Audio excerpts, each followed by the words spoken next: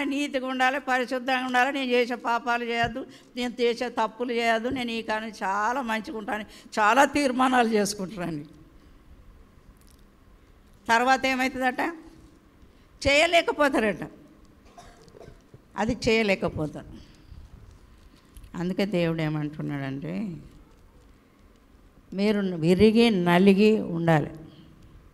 దేవుని సన్నిలో ఎట్లుండాలి? విరిగి నలిగి ఉండాలి, అహంకారంతో ఉండద్దు. ఎక్కడొక మాట ఉంటుంది, కీర్తన గ్రంథం 68వ అధ్యాయము 6వ వచనం, 68:6.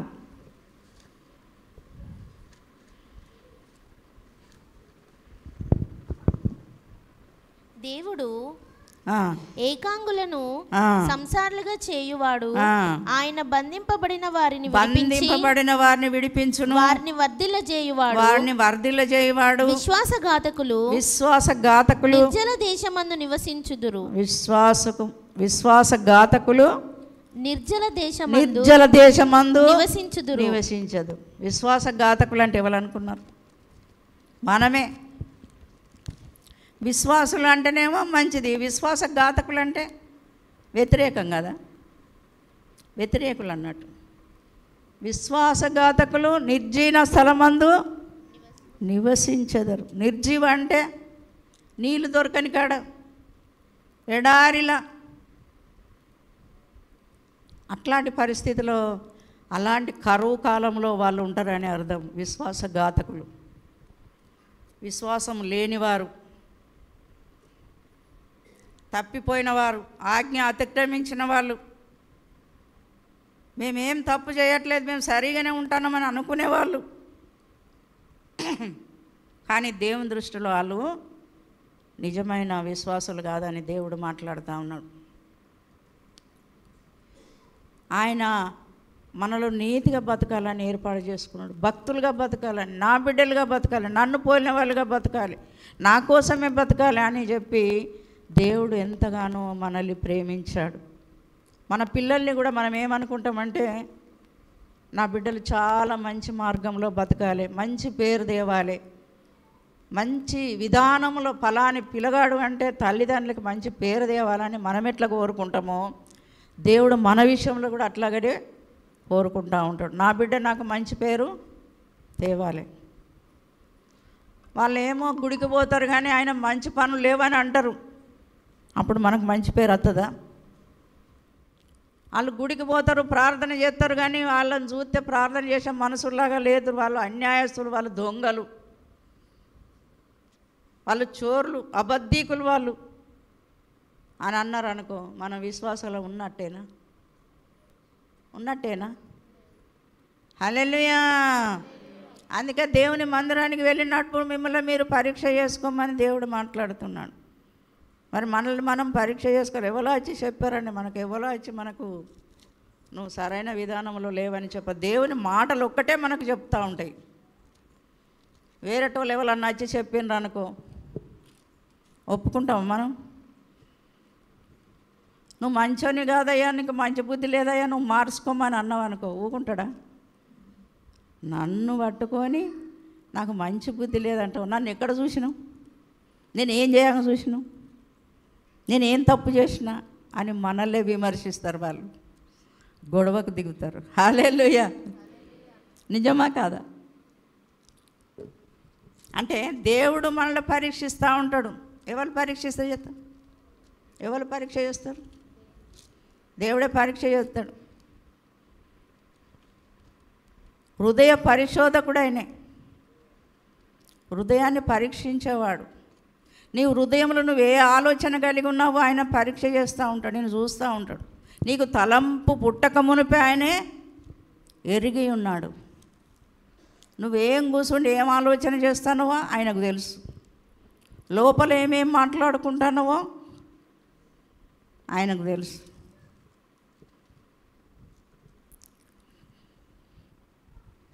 కనుక మనం చాలా జాగ్రత్తగా బతకాలి, దేవునికి భయపడుతూ బతకాలి, మనసులకు కాదు. మనసులు అంటే ఏం చేస్తారు వాళ్ళు, అట్లా అంటారు ఇట్లా ఊకుంటారు, కానీ దేవుడు ఊకోడు కదా, దేవుడు ఊరుకోడు. రోమా 8:5 రోమా 8:5.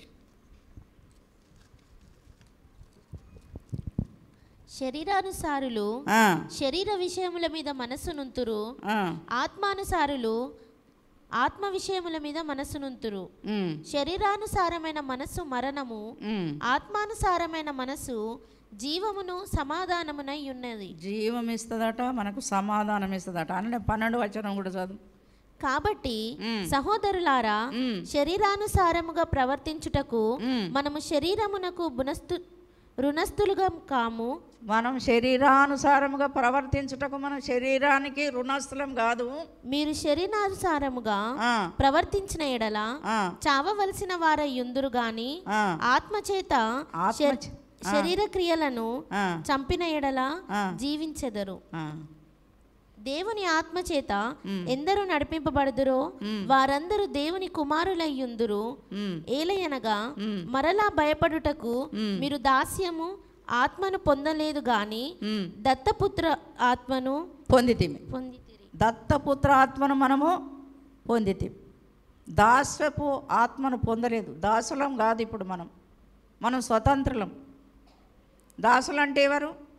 పని వాళ్ళండి. దాసులు అంటే పని వాళ్ళు. మన ఇంట్లో దాసులు ఉన్నారనుకో, వాళ్ళకి అన్ని పనులు చెప్తూ ఉంటాం.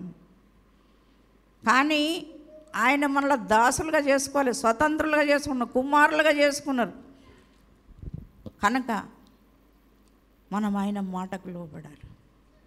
మనకు అక్కడ జీవం ఉన్నది. ఆయన మాట వింటే జీవం ఉన్నది. అందుకే 2 మార్గాలు పెట్టిండు. జీవం కావాలా, మరణం కావాలా. అక్కడ చావు ఉన్నది, బ్రతుకున్నది. ఇప్పుడు చదివిన మాటలలోనే ఉన్నది. మీరు కావాలంటే ఇంటికి పోయి చదువుకోండి. ఆ మాటలలో ఏమున్నదంటే జీవం ఉన్నది, అందులోనే మరణం కూడా ఉన్నది. నువ్వు ఏ ఆత్మ చేత నడిపింపబడతావో దానికి అక్కడ జవాబు ఉన్నది. నువ్వు ఏ ఆత్మ ద్వారా నువ్వు జీవించాలని కోరుకుంటున్నావో, నీ మనసులో అనుకుంటున్నావో దానికి జవాబు ఉన్నది అక్కడ. హల్లెలూయా. కనుక మనం చాలా జాగ్రత్తగా బతకాలి. చిన్నప్పుడు మేము చదువుకున్నప్పుడు ఒక పాట ఏమైనా ఉండేదంటే, ఎండలు కొట్టేది ఎందుకురా మబ్బులు బట్టే అందుకురా. ఎవరికన్నా ఉన్నదా ఇది గుర్తు?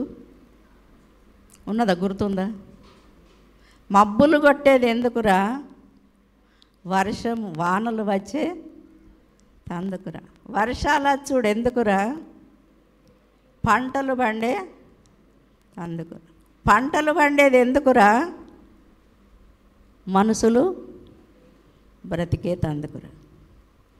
మరి మనుషులు బ్రతికేది ఎందుకురా? ఇది జవాబు. చెప్పండి. మరి మనుషులు బ్రతికేది ఎందుకురా అంటే ఏంది? దేవుని కోసం జీవించాలని, దేవుని కోసమే మనం బ్రతకాలని.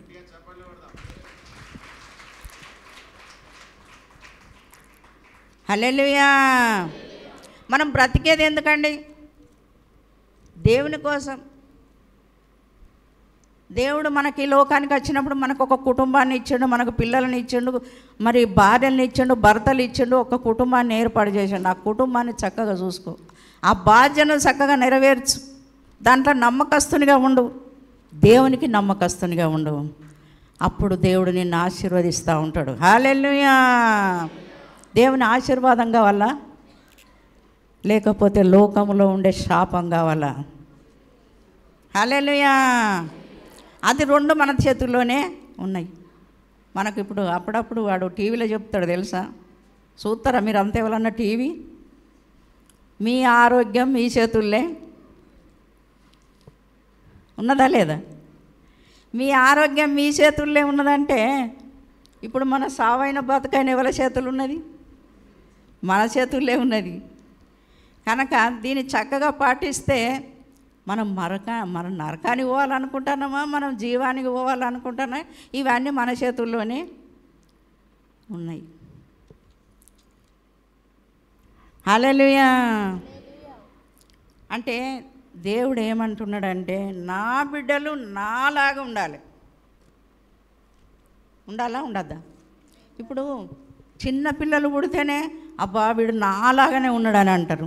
ఆ కాళ్ళు చూడు, అవి నాలాగానే ఉన్నాయి, అని చేతులు చూడు, అసలు ఆయనకు రూపమే చక్కగా ఉండదు కదా. అట్లా సంతోషపడతా ఉంటాం మనం. మరి దేవుడు ఎంత సంతోషపడాలి మనల్ని చూసి?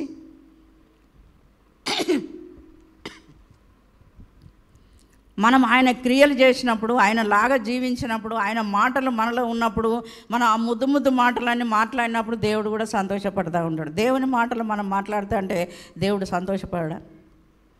చిన్నపిల్లలు చూడండి, మాట్లాడు ఫస్ట్ మాట్లాడినప్పుడు చూడండి, అబ్బాయి ఎంత సందరము, అబ్బాయి ఎంత సంతోషము, ఇవాళ నా కొడుకు మాట్లాడిండు, వాడు ఇవాళ నన్ను అమ్మ అని పిలిచిండు అంటాడా? నన్ను చుట్టూ 10 మందిని పిలిచి చెప్పుకుంటూ ఉంటాం, ఇవాళ నా కొడుకు నన్ను పిలిచిండని. మరి మన దేవుడిని మనం పిలిస్తే, మన దేవుని మనం ఆరాధన చేస్తే, మన దేవుని మనం గొలిస్తే, మన దేవుని మన హృదయంలో ఉంచుకుంటే ఆయన ఎంత సంతోషపడాలి, ఆయన ఎంత ఆనందపడాలి. తల్లిదండ్రులకి దుఃఖం కలిగించేటోడిని దేవుడు శాపగ్రస్తులుగా చేస్తాడు. తల్లిదండ్రులని సంతోషపెట్టేవారిని వాళ్ళని అర్ధిల్ల చేస్తూ ఉంటాడు. హల్లెలూయా. మన తల్లి ఎవరు? మన తల్లి ఎవరు? మన సంఘం. మన తండ్రి ఎవరు? మన దేవుడు. మన తల్లిని, మన సంఘాన్ని మనం సంతోషపెట్టేవారుగా ఉండాలి. హల్లెలూయా. ఆకాశమా ఆలకించు, భూమి చెవియొగ్గుము. నా పిల్లలు ఎట్లున్నారట? దారి తప్పిపోతూ ఉన్నారు. యెషయా గ్రంథంలో 1వ అధ్యాయంలో ఉంటుంది అన్నమాట.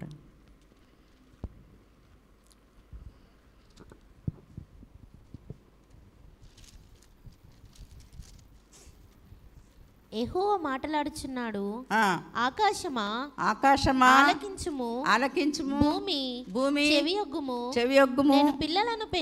నేను పిల్లలను పెంచి గొప్పవారినిగా చేసితిని, వారు నా మీద తిరగబడి ఉన్నారు. ఎద్దు తన కాలమందు ఎద్దు తన కామాందు నెరుగును, గాడిద సొంతవాని దొడ్డిని తెలుసుకొనును. ఇశ్రాయేలుకు తెలివి లేదు, నా జనులు యోచింపరు. పాపిష్టి జనమా, దోషభరితమైన ప్రజలారా, దుష్ట సంతానమా, చెరుపు పిల్లలారా, మీకు శ్రమ. వారు యెహోవాను విసరించి ఉన్నారు. ఇశ్రాయేలు యొక్క పరిశుద్ధ దేవుని దూషింతురు. ఆయనను విడిచి తొలగిపోయి ఉన్నారు. నిత్యము తిరుగుబాటు చేయుచు మీరు ఇంకేలా కొట్టబడుదురు. కొట్టబడతా ఉన్నారు దేవుని చేత, తిరుగుబాటు చేస్తూ ఉన్నారు.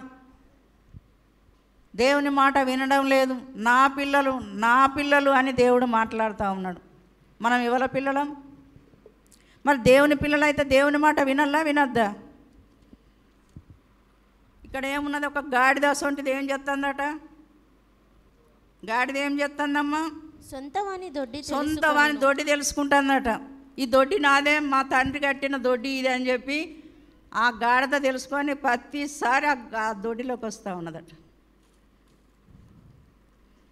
ఏడికి పోతలేదు, అది వేరే స్థలానికి పోతలేదు, వేరే స్థలంలో విశ్రమిస్తలేదు, వేరే స్థలంలో ఉండలేదు, వేరే స్థలంలో సేద తీర్చుకుంటలేదు, వేరే స్థలంలో మేత తింటలేదు. అది ఎక్కడికి వస్తుంది? సొంతవాని దొడ్డికి వస్తూ ఉన్నది. ఎద్దు తన కామాందు, తన యజమాని మాట వింటూ ఉన్నది. ఎద్దును చూడండి, ఆ ఎద్దు వేరే కాడికి పోదండి, ఆ యజమాని ఇంటికే వస్తూ ఉంటుంది ఎద్దును. అందుకే దేవుడు మాట్లాడుతూ ఎద్దును పోలుస్తున్నాడు, గాడిదను పోలుస్తున్నాడు. గా జంతువులు అసొంటివి వింటున్నాయి, మీకేమైంది? హల్లెలూయా.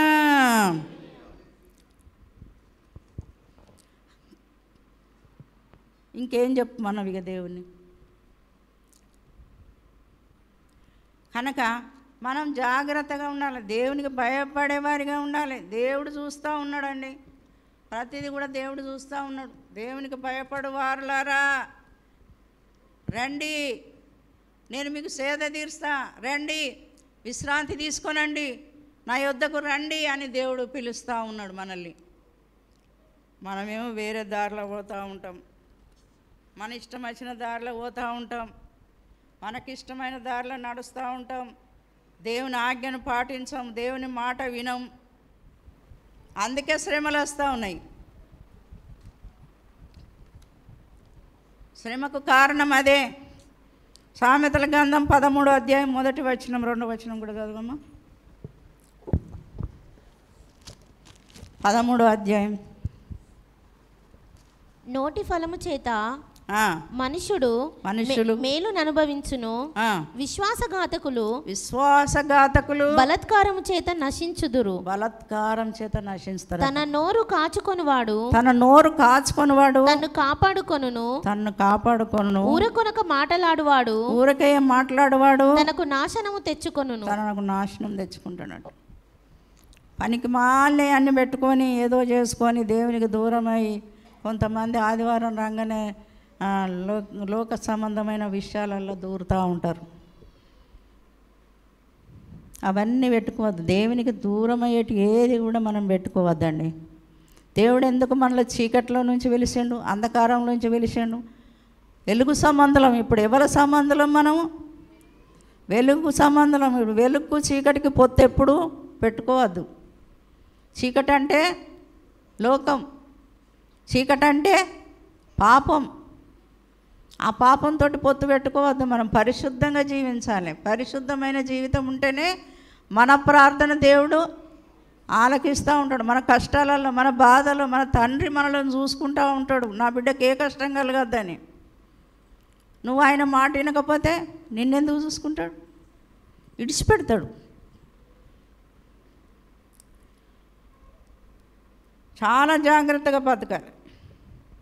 సామెతల గ్రంథంలో ఉంటుంది ఒక మాట, 6వ అధ్యాయం 23వ వచనం.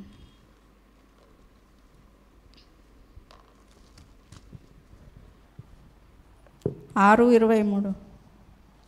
ఆజ్ఞ దీపముగాను ఉపదేశము వెలుగుగాను ఉండును. శిక్షార్థమైన గద్దింపులు జీవ మార్గములు. మళ్ళా చదవమాట. ఆజ్ఞ దీపముగాను ఆత్మ దీపముగాను ఉండును. ఉపదేశము వెలుగుగాను ఉండును. ఉపదేశం చెప్పినప్పుడు అది వెలుగుగా ఉండును. శిక్షార్థమైన గద్దింపులు జీవ మార్గములు. జీవ మార్గం. మనకు ఒక్కొక్కసారి గద్దింపులు వస్తూ ఉంటాయి. అవి అట జీవ మార్గంలే మనకు. అబ్బా గీ మాటలు ఎందుకు వచ్చినాయి అని అనుకోవద్దండి. అవి మళ్ళీ సరి చేసుకోవడానికే వస్తాయి, మళ్ళీ చక్కబెట్టడానికే వస్తాయి. తండ్రి ఎప్పుడు మంచిగానే చూసుకుంటాడా? గద్దించడా? తప్పు చేసినప్పుడు గద్దించడా? తల్లిదండ్రులుగా పిల్లలను గద్దించమా మనం? దేవుడు కూడా మనం పిల్లలం కాబట్టి మనల్ని గద్దిస్తూ ఉంటాడు, బుద్ధిమాట చెప్తూ ఉంటాడు.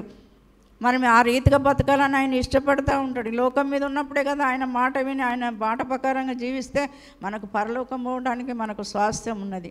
అక్కడ మాట వినకపోతే మనం ఇక్కడనే విడవబడతాం, ఆయనతోటి ఉండలేము.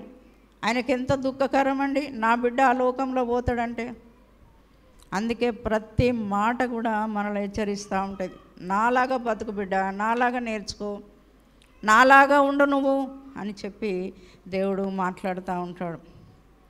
14వ కీర్తన 5వ వచనం. 141వ కీర్తన 5వ వచనం.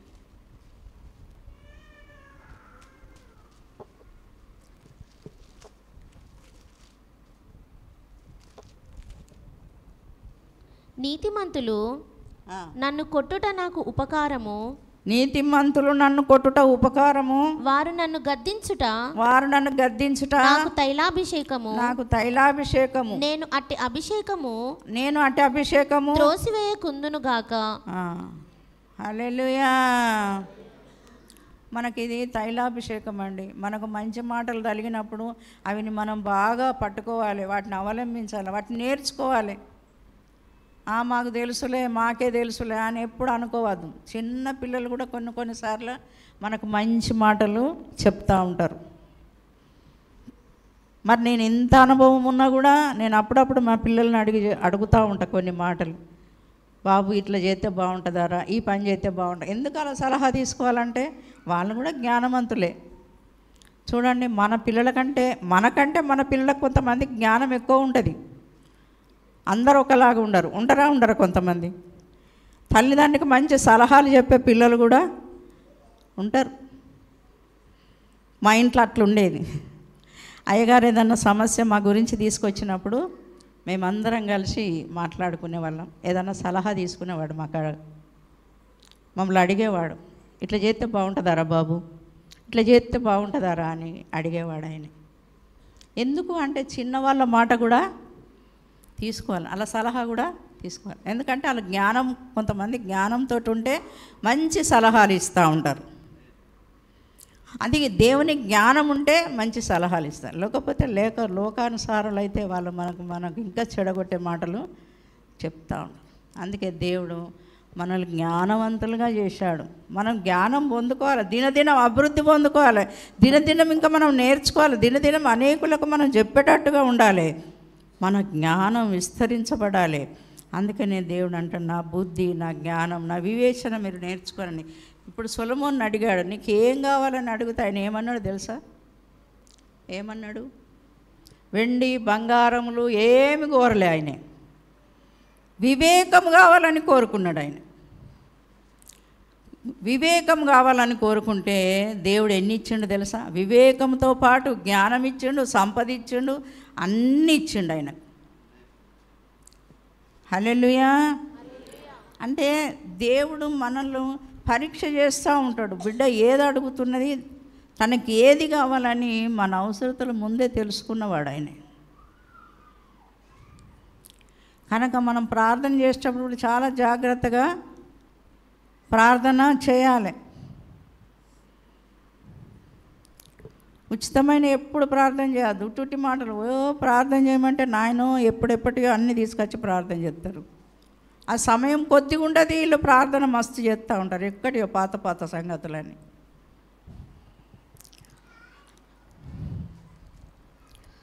దేవుడు మనకి ఏ మేలు చేసిండో దాన్ని బట్టి మనం బ్రతకాలి, దాన్ని బట్టి మనం నడవాలి. హల్లెలూయా. సామెతలు 15వ అధ్యాయము 5వ వచనం.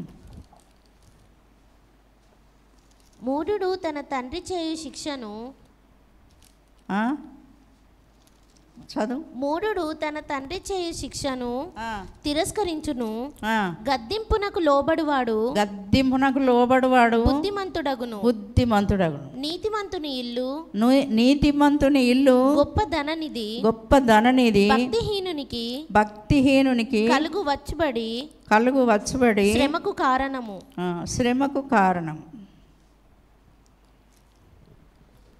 మన ఇల్లు ఎట్లుండాలట? గొప్ప ధననిధిగా ఉండాలట. మన ఇంట్లో ఏముండాలి? ప్రార్థన ఉండాలి. మన ఇంట్లో గొప్ప ధననిధి రావాలంటే మన ఇంట్లో ఏముండాలి? ప్రార్థన ఉండాలి. మన ఇంట్లో ఉదయకాలం ప్రార్థన, సాయంకాలం ప్రార్థన. మన ఇంటి గొప్ప ధననిధి.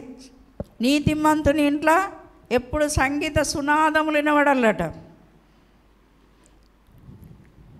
నీతిమంతుని ఇల్లు గొప్ప ధననిధి. నీతిమంతుని ఇంట్లో సంగీత సునాదములు వాళ్ళ ఇంట్లో వినబడాలి. మరి మన ఇంట్లో ఏమి వినబడుతున్నది? బూతులు, తిట్లు, కొట్లాటలు, లొల్లీలు, వాళ్ళ సంగతి, వీళ్ళ సంగతి, పక్కింటోళ్ళ సంగతి, పొరుగింటోళ్ళ సంగతి, నానా సంగతులు ఉంటాయి మన ఇంట్లో. దీనికి బదులు అవి.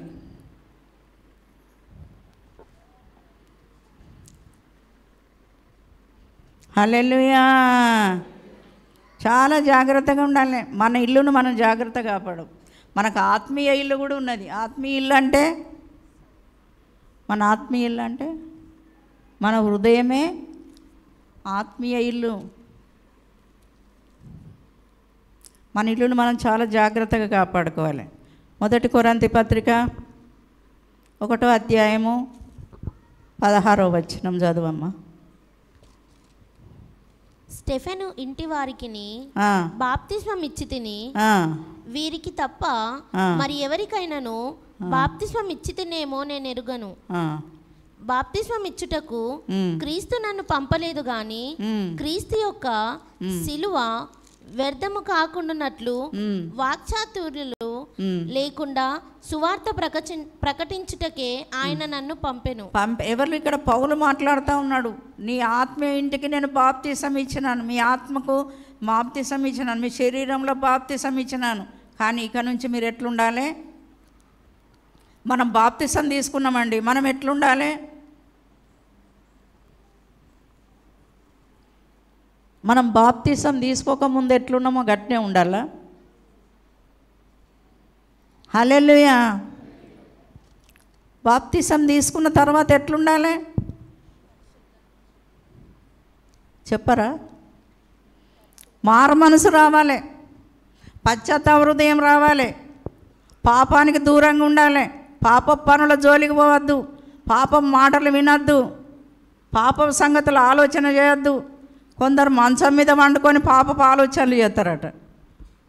పనులు చేయరు కానీ ఆలోచనలు చేస్తారు, అది కూడా పాపమే. మన ఆలోచనలో కూడా పాపం రావద్దు, మన తలంపులలో పాపం రావద్దు, మన చూపులలో పాపం రావద్దు, మనం చేసే క్రియలలో పాపం రావద్దు. ఇవన్నిటికీ దూరం ఉండాలి మనం. భక్తి ఒకటే కాదు, దీంతోపాటు ఇవన్నీ చేయాలి. ఇవన్నీ చేస్తేనే మనం భక్తిపరులం, నీతిమంతులం, పరిశుద్ధులం, దేవునికి ఇష్టమైన వాళ్ళం. మనం మాట్లాడితే దేవుడు ఇష్టపడుతూ ఉంటాడు. చిన్న బిడ్డలను చూడండి, వాళ్ళు మాట్లాడితే మనం ఎంత సంతోషపడతాం. వాళ్ళలో కోపం ఉండదు, ద్వేషం ఉండదు, కుట్రలు ఉండవు, పగలు ఉండవు, వాళ్ళలోనే ఏది ఉండదు. కల్మషం లేని చిన్న పిల్లలు చూడండి, వాళ్ళు మాట్లాడుతూ అంటే ఎంతటి వాళ్ళైనా కరిగిపోతారు. అమ్మమ్మ ఎంత చక్కటి మాటలమ్మ తీసుకొని ఎత్తుకుంటారు, ముద్దు పెట్టుకుంటూ ఉంటారు. మన దేవుడు మళ్ళీ మెచ్చుకోడా? మనం మంచిగా ఉంటే ముసలోళ్ళు అయినాక కూడా ఎత్తుకుంటానని ఉన్నది దేవుని వాక్యం. అంటే దేవుడు మనల్ని ప్రేమించేవాడుగా ఉంటాడు. చిన్నప్పుడు ఏముండేది మాకు, బొమ్మలు మూడు కోతి బొమ్మలు ఉండేది. చెడు వినకు, చెడు మాట్లాడకు, చెడు చూడకు, 3 చూపించా నిదర్శనంగా. అవన్నీ కూడా ఉండద్దు మనకు. అవి చిన్నప్పటి నుంచే మనకు బోధ చేశారు చదువుకున్నప్పుడు. మరి ఏమైంది ఇప్పుడు?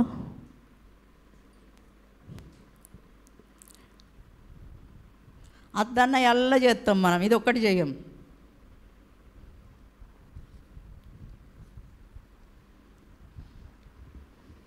పాపం వలన వచ్చు జీతం. ఇదైతే భలే భలే చెప్తారు.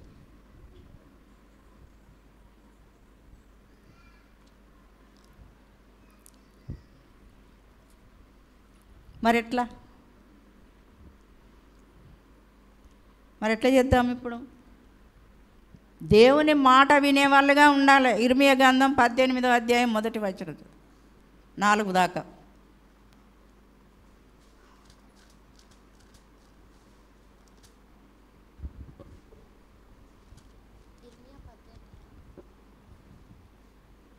యెహోవా యొద్ద నుండి ఇర్మియాకు ప్రత్యక్షమైన వాక్కు, నీవు లేచి కుమ్మరింటికి పొమ్ము, కుమ్మరింటికి పోము, అక్కడ నా మాటలు నీకు తెలియజేతును. నేను కుమ్మరి ఇంటికి వెళ్ళగా వాడు తన సారె మీద పని చేయుచుండెను. కుమ్మరి జిగటమంటితో చేయుచున్న కుండ వాని చేతిలో విడిపోగా ఆ జిగటమన్ను మరలా తీసుకొని కుమ్మరి తన యుక్తమైనట్టుగా దానితో మరి ఒక కుండ చేసెను. అంతటి యెహోవా వాక్కు నాకు ప్రత్యక్షమై ఇలాగు సెలవిచ్చెను, ఇశ్రాయేలు వారలారా, ఈ కుమ్మరి మంటికి చేసినట్లు నేను మీకు చేయలేనా? ఇదే యెహోవా వాక్కు.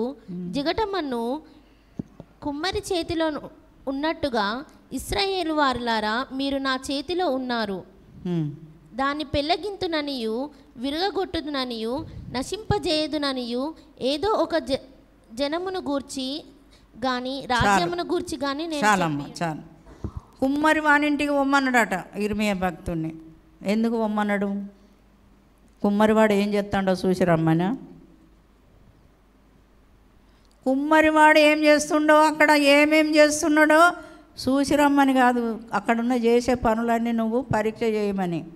అక్కడ ఏం చేస్తున్నాడట కుమ్మరివాడు? మట్టిని ఇష్టం వచ్చిన రూపంలో వస్తువు చేస్తున్నాడట. చిరిగిపోతే, అరిగిపోతే, అవి పలిగిపోతే వాటిని మళ్ళా విసికి మళ్ళా దాన్ని ఇచ్చేసి మళ్ళొక పాత్రను చేస్తున్నాడట. మనం కూడా జీవితంలో కొన్ని విషయాలు నలిగిపోతాం, కూలిపోతాం, పడిపోతాం, పలిగిపోతాం. అప్పుడు ఆయన పాదాలు పట్టుకుంటే ఆయన మరలా చేసే తందుకు ఆయన చేతిలో, ఆ మట్టి ఆయన చేతిలో ఉన్నది. నువ్వు అమ్మ కరెక్ట్ చదవలేదమ్మా, నేనే మెల్లగా చెబుతానంటే నువ్వు ఇంకా స్లో చదువుతాను. హల్లెలూయా. అంటే ఎట్లుంటుంది అంటే చదివే వాళ్ళు కూడా మాట అందించేటప్పుడు చాలా క్లియర్గా ఉండాలి. ఎట్లుండాలంటే మాట వినే వాళ్ళకు నేను చెప్పకున్నా వాళ్ళు చదివింది కరెక్ట్గా వినమాట. అంటే ఏమున్నదంటే అక్కడికి పోయి నువ్వు నేర్చుకో. ఏం నేర్చుకున్నావు? అక్కడ ఏం జరుగుతుంది నీకు? మట్టిని ఏం చేస్తున్నాడు కుమ్మరివాడు? ఒక కుండ వలిగిపోయిందని ఊకుంటలేడు, దాన్ని బాగా బాగు చేస్తున్నాడు, దాన్ని దొక్కుతున్నాడు, మట్టి పిసుకుతున్నాడు, మళ్ళొక పాత్రను దాన్ని మళ్ళీ తయారు చేస్తున్నాడు. మీరు ఇశ్రాయేలు ప్రజలు మీరు గమనించండి, మీరు ఎట్లున్నారో. ఒకవేళ జీవితంలో నలిగిపోయారా, పడిపోయారా, పగిలిపోయారా, పనికి రాకుండా అయినా కూడా మీ జీవితాన్ని మళ్ళా దేవుడు కడతాడని అక్కడ చూపిస్తూ ఉన్నాడు. మనం అనుకుంటాం, అయ్యా నా జీవితం అయిపోయింది, అయ్యా ఇంతవరకు అయిపోయింది, ఇక నా వల్ల ఏం కాదు, నేను గెలవలేను, నా వల్ల అయితలేదు, భక్తి పాటించడం నా వల్ల అయితలేదు ఇక అని అనుకుంటున్నావా? భక్తి చేయకపోతే నువ్వు ఇక్కడే ఉండిపోతావు. భక్తి చేస్తేనే నీకు పరలోకంలో స్వాస్థ్యము ఉన్నది, నిత్య జీవంలో నువ్వు ఉంటావు. లేదంటే నువ్వు ఇక్కడే ఉంటావు. కొంచెం శ్రమ రాగానే నువ్వు భయపడిపోతున్నావు, కొంచెం శ్రమ రాగానే ఈ భక్తి నా వల్ల అయితే లేదు అనుకుంటున్నావు, కొంచెం బాధలు రాగానే నువ్వు పడిపోతూ ఉన్నావు. ఎవరన్నా నిన్ను తిడితే నువ్వు పడిపోతావు, ఎవరన్నా నీ మీద నిందేస్తే నువ్వు పడిపోతూ ఉన్నావు. నువ్వు అట్లెప్పుడు చేయొద్దు. నీకు నింద రాని నువ్వు దేవుణ్ణి మయంపరచు, నీకు బాధ కలగని నువ్వు దేవుణ్ణి మయంపరచు, నిన్ను ఎవరన్నా తిట్టని, నిన్ను మీద అపనిందలేని నువ్వు దేవుణ్ణి మయంపరచు. దేవుడు నిన్ను లేవనెత్తేవాడుగా ఉంటాడు, మరలా నిన్ను కట్టేవాడుగా ఉంటాడు, ఆ బాధల నుంచి నిన్ను విడిపించేవాడుగా ఉంటాడు. నిన్ను ఎవ్వరు లేవలెత్తలేరు, ఈ లోకంలో ఎవ్వరు నిన్ను సరి చేయలేరు. దేవుడు ఒక్కడే నిన్ను సరి చేస్తాడు. ఆయన పాదాలు పట్టుకో, ఆయనను బతివిలాడు. అయ్యా నా జీవితం నేను ఇక్కడతోటే పోవద్దు నాయనా, నీ సన్నిధిలో నేను ఉండాలయ్యా, యుగ యుగాలు నీతో ఉండాలయ్యా, ఈ లోకం నాకు శాశ్వతం కాదయ్యా, ఈ సంగతులన్నీ నువ్వు చూసుకో తండ్రి, ఇది భరించడం నా వల్ల కాదు అని మనం దేవునికి అప్పచెప్పుకోవాలి. మన బ్రతుకును ముందుకు సాగించుకోవాలి. అయిపోయిందిలే, ఇక నేను పడిపోయినలే, నేను లేవలేనులే అని ఎప్పుడు అనుకోవద్దు. సామెతల గ్రంథంలో ఏముంటుందంటే, నువ్వు శ్రమ కలిగిందని కుంగిపోతే చాతగాని వాడివి అయిపోతావు, చాతగాని పరిస్థితిలోకి వెళ్ళిపోతావు. చాతగాని పరిస్థితిలోకి పోవద్దు. నువ్వు బలం తెచ్చుకోవాలి, నువ్వు శక్తి తెచ్చుకోవాలి. శ్రమ కలుగుట నాకు మేలాయనని భక్తుడు దావీదు చెప్తా ఉన్నాడు. శ్రమ కలిగినప్పుడు నువ్వు నీ మేలు కొరకే జరిగిందని నువ్వు దాన్ని ఇంకా ఆ శ్రమలో అతిశయపడాలి, లేవనెత్తాలి. దేవుడే నిన్ను లేవనెత్తుతాడు. మనుషులైతే నిన్ను చిన్న చూపు చూస్తారు, మనుషులైతే నిన్ను బాధ పెడతారు, మరీ బాధ పెడతా ఉంటారు. యోబును బాధ పెట్టినట్టుగా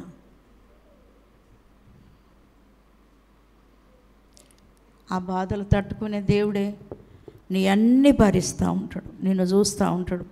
అందుకే మనము జ్ఞానంతో ఆయన మాటలు వినుటూ ఆయన కోసం బ్రతకాలి. యోహాను సువార్తలో ఏముంటాడంటే 14వ అధ్యాయము 15వ వచనంలో ఒక మాట ఉంటుందమ్మా, చదవమ్మా. 14వ అధ్యాయము 15వ వచనం. మీరు నన్ను ప్రేమించిన ఎడల నా ఆజ్ఞలను గైకొందురు, నా ఆజ్ఞలను గైకొందురు, నేను తండ్రిని వేడుకొందును, నేను తండ్రిని వేడుకొందును, మీ యొద్ద ఎల్లప్పుడు నుండుటకై, నేను ఎల్లప్పుడు నీ యొద్ద ఉండుటకై ఆయన వేరొక ఆదరణకర్తను, నాకు వేరొక ఆదరణకర్తను, అనగా సత్యస్వరూపియగు ఆత్మను మీకు అనుగ్రహించును. ఆ ఆత్మను మనకు అనుగ్రహిస్తూ ఉంటాడు దేవుడు. సత్యస్వరూపి అయిన ఆత్మ మనలో నివసిస్తే మనకు ఎంతో బలం వస్తుంది, ఎంతో ఉత్సాహం వస్తుంది. ఆ ఆత్మ లేకపోతే మనం ఏమి చేయలేము, కుంగిపోతూ ఉంటాం. శ్రమలు మాకు కూడా చాలా శ్రమలు వచ్చినాయి, చాలా శ్రమలు, ఎవరికి చెప్పుకోలేనంత శ్రమలండి.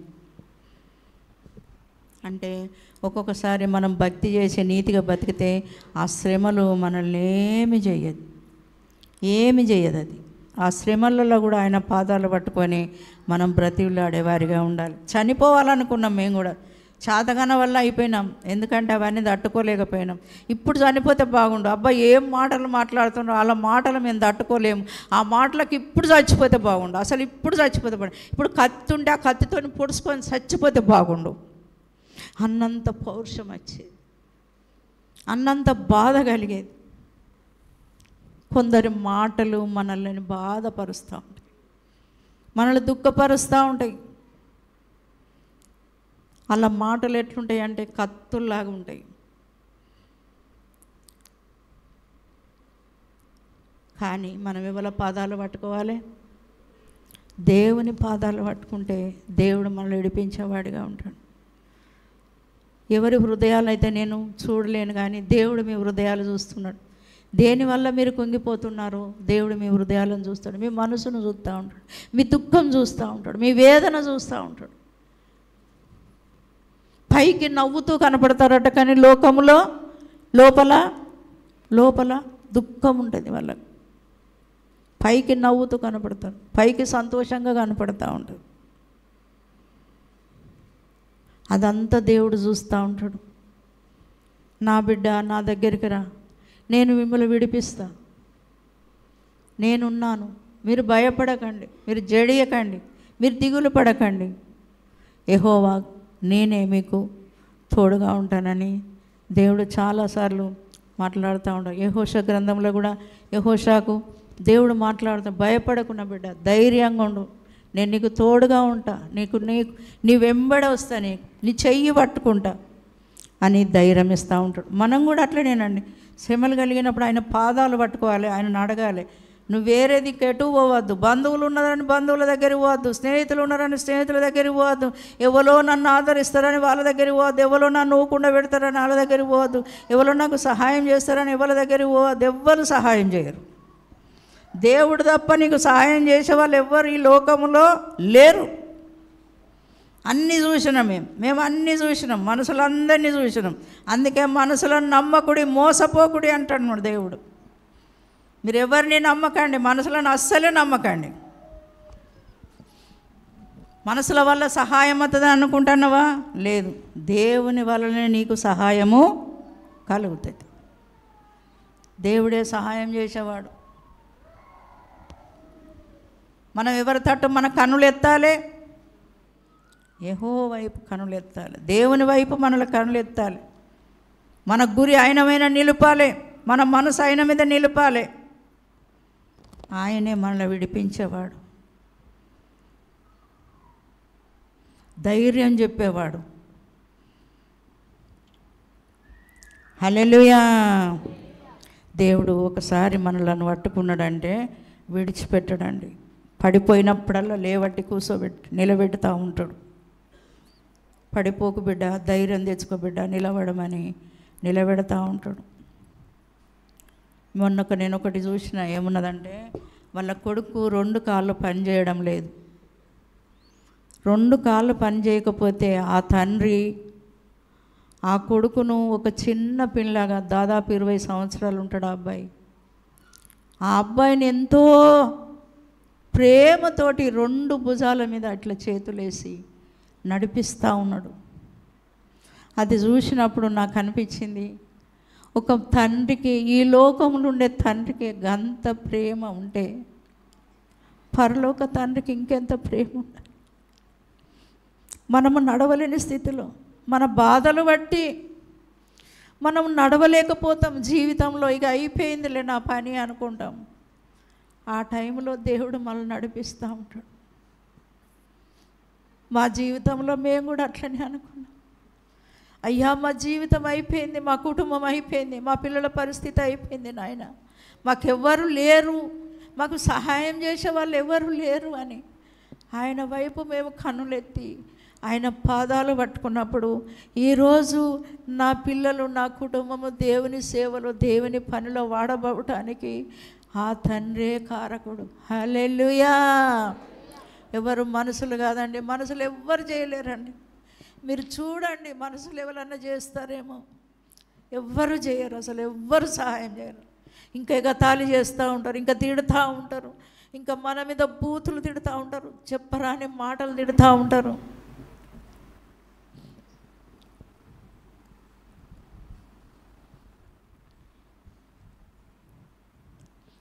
మనకు అన్నీ ఉన్నప్పుడు నా వాళ్ళు అంటారు, మన ఇంటికి వస్తారు, అన్ని విధాలు చేస్తారు.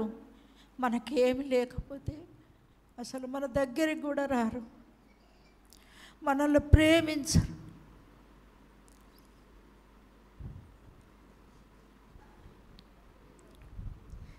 జీవితము విలువ తెలుసుకోనండి. యవనస్తులు ఉన్నారు చాలామంది, మీ జీవితాలు ఇప్పటి నుంచే సరి చేసుకోనండి. యవనస్తులు బలవంతులని దేవుడు అంటాను. మీ బలం ఉండగానే, మీ శక్తి ఉండగానే దేవుని కోసం, దేవుని నీతి మార్గంలో నడవండి. భయభక్తులు కలిగి జీవించినట్టయితే యెహోవా మిమ్మలను ఎంతగానో ప్రేమించి ఒక మంచి కుటుంబముగా, ఒక మంచి ఇల్లుగా, ఒక మంచి మీకు ఒక యవనస్తులు మీ యొక్క కుటుంబ జీవితం కోసం ప్రార్థన చేయండి. దేవుడు ఒక మంచి భవిష్యత్తు ఇస్తాడు. మంచి భార్య కావాలనుకుంటే ప్రార్థన చేయండి, మీకు మేలు కలుగుతుంది. తల్లిదండ్రులను ప్రేమిస్తే మీకు మేలు కలుగుతుంది. ఎఫెసీ పత్రిక 6వ అధ్యాయంలో మాటలు ఉంటాయి. నీకు మేలు కలగాలంటే, నీకు దీర్ఘాయుష్ కావాలంటే నువ్వు తల్లిదండ్రుల మాట విను, తల్లిదండ్రుల మాటకు లోబడు. అప్పుడు దీర్ఘాయుష్మంతులు అవుతారు, మీకు మేలు కలుగుతుంది, దేవుడు మిమ్మల్ని ఆశీర్వదిస్తాడు. నా పిల్లలారా నా మాట వినండి అని దేవుడు మాట్లాడుతూ ఉంటాడు. హల్లెలూయా. మనం విని విడిచిపెడతా ఉంటాం, లెక్క చేయని పరిస్థితిలో ఉంటాం.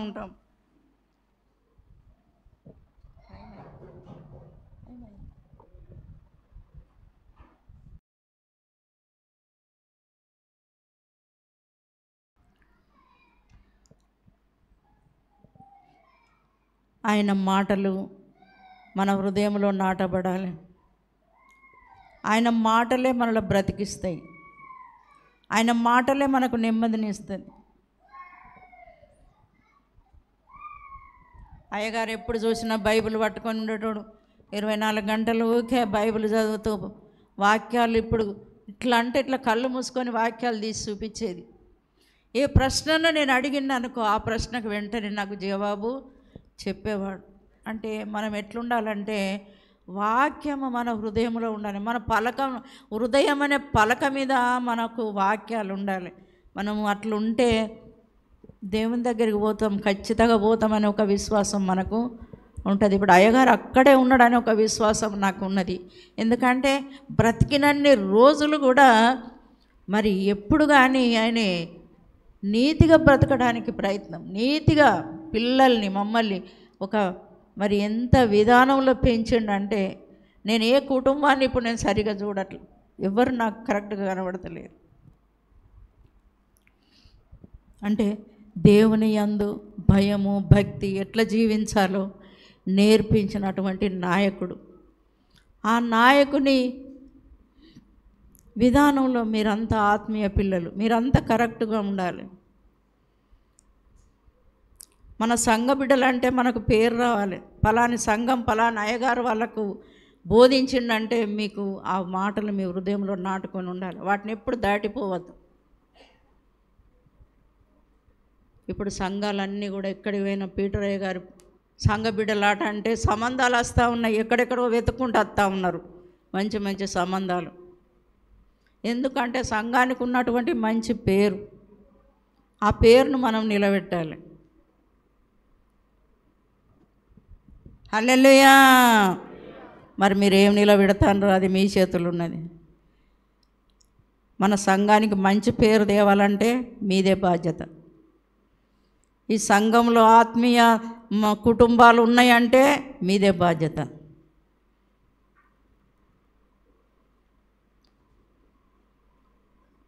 హల్లెలూయా. దేవుడు మనతో మాట్లాడినప్పుడు మనము సరి చేసుకోవాలి, మన కుటుంబాలను చక్కబెట్టుకోవాలి. నువ్వు ఏ రీతిగా ఉన్నావు నిన్ను దేవుడు చూస్తూ ఉన్నాడు. ఇప్పుడు అన్ని పరీక్షలు చేస్తూ ఉన్నాడు దేవుడు. నీ నడవడి, నీ మాట, నీ క్రియ, నీ చూపు, నీ తలంపులు, నీ ఊహలు, నీ ఆలోచనలు, నీ నడక, నీ పడక, నీ అన్ని పరీక్షలు దేవుడు చేస్తూ ఉన్నాడు. ఇక్కడ ఈ లోక డాక్టర్లు ఉన్నారు కదా మనకు, స్పెషలిస్ట్ అందరు కూడా, కిడ్నీకి ఒకడు, హార్ట్కి ఒకడు, లివర్కి ఒకరు, ప్రతి మెదడుకు, ప్రతి అవయవానికి ఎట్లా డాక్టర్లు ఉన్నారు. కానీ మన పరలోక డాక్టర్ ఒక్కడే, అన్ని పరీక్షలు చేసేవాడు ఆయన ఒక్కడే. హల్లెలూయా. పరలోక డాక్టర్ మనల్ని పరిశోధన చేస్తూ ఉంటాడు. కనుక మనం వృద్ధి శుద్ధి గల వరమై ఉండాలి, ఆయనను చూసేవారిగా ఉండాలి, ఆయన వెంబడించేవారిగా ఉండాలి. ఎందుకంటే ఆయన మనల్ని ఈ లోకంలో ఎందుకు పెట్టిండంటే, నా మాట ప్రకారంగా జీవించినట్లయితే మీరు పరలోక రాజ్యంలో నాతో పాటు ఉంటారని ఆయన మాట్లాడుతూ ఉన్నాడు. సామెతల గ్రంథంలో 3వ అధ్యాయం 1వ వచనం నుంచి 8వ వచనం దాకా చదువుకుందాం.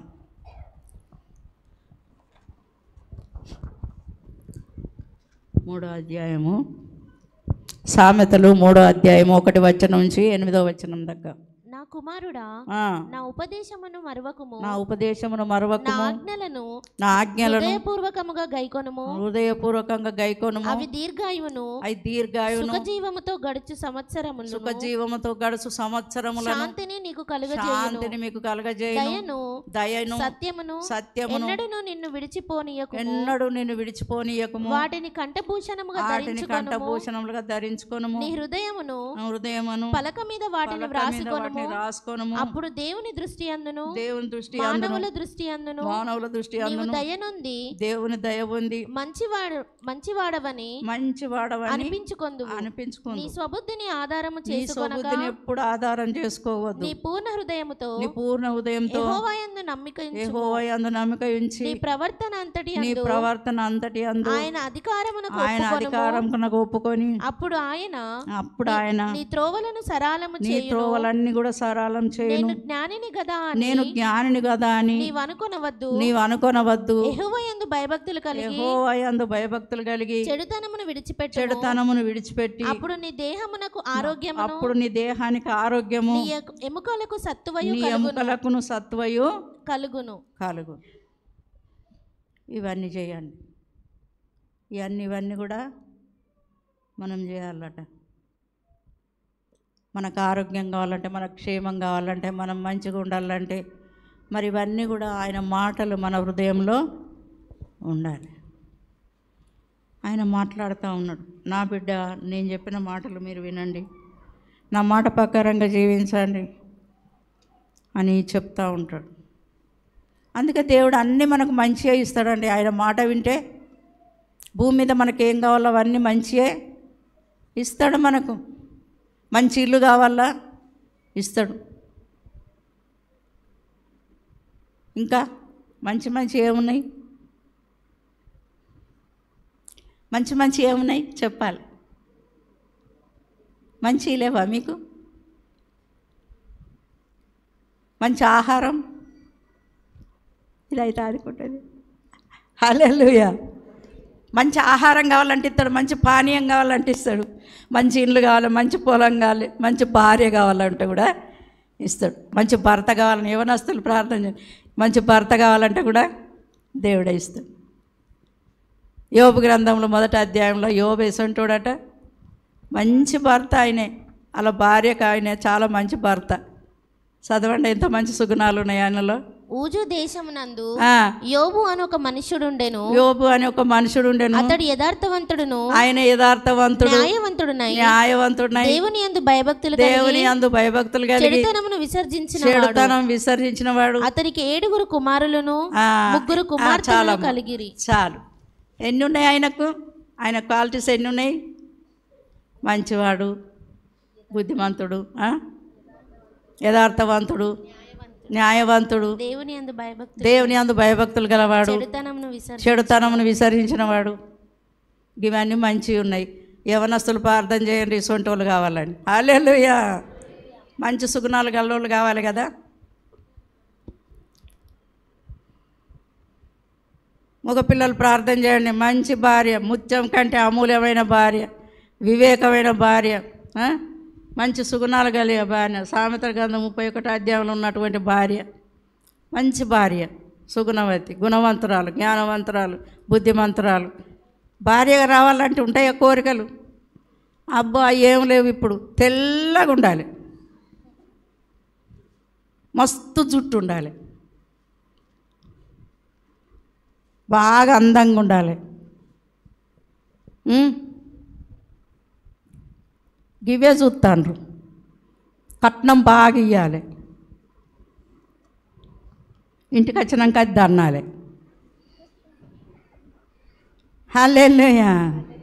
అట్లనే జరుగుతుంది ఇప్పుడు. జ్ఞానవంతురాలని కోరుకోండి, మంచి సుగుణం ఉన్నదాన్ని కోరుకోండి. అందము మంచి సౌందర్యం లోపల ఉంటుందట.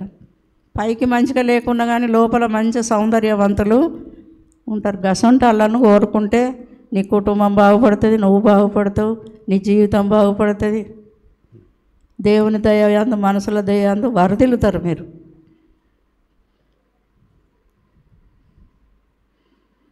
అప్పటి వాళ్ళంటే అప్పుడు ప్రార్థన తెలియక ఎవరు ఇష్టమైతే అట్లా పెళ్ళిళ్ళు చేసుకొని కష్టాలు నష్టాలు పడ్డారు. కానీ ఇప్పుడు ప్రార్థన తెలుసు కదా, ప్రార్థన చేసి మంచి భవిష్యత్తును పొందుకోవాలి. మంచిగా నిద్రపో తల్లి, నిద్ర ఇంటికి. హల్లెలూయా. అంటే మన జీవితాలు మనం కట్టుకోవాలి. అప్పుడంటే తెలియని దశలో, అప్పుడు తెలియని కాలంలో మనకు జరిగిపోయినాయి. కానీ ఇప్పుడు అన్నీ తెలిసిన కాలంలో మనము ఆయనను అడిగి పొందుకోవాలి.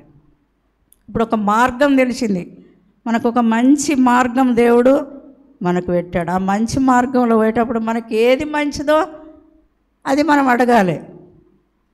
ద్వితీయోపదేశకాండంలో 8వ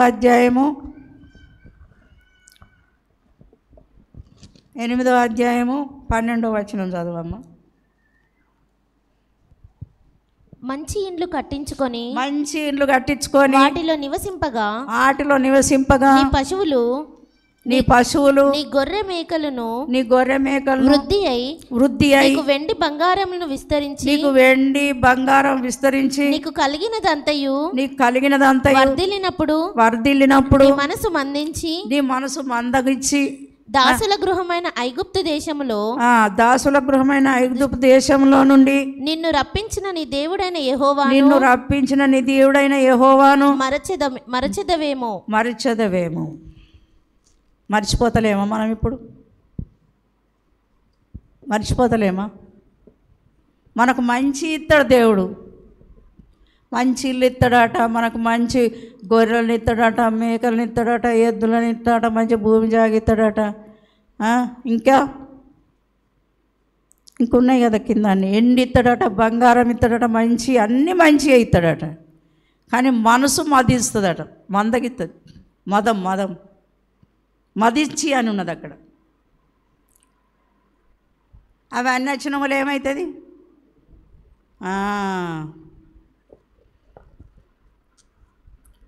వచ్చిన వల్ల దేవుడు ఎక్కడది అంటారు ఇప్పుడు.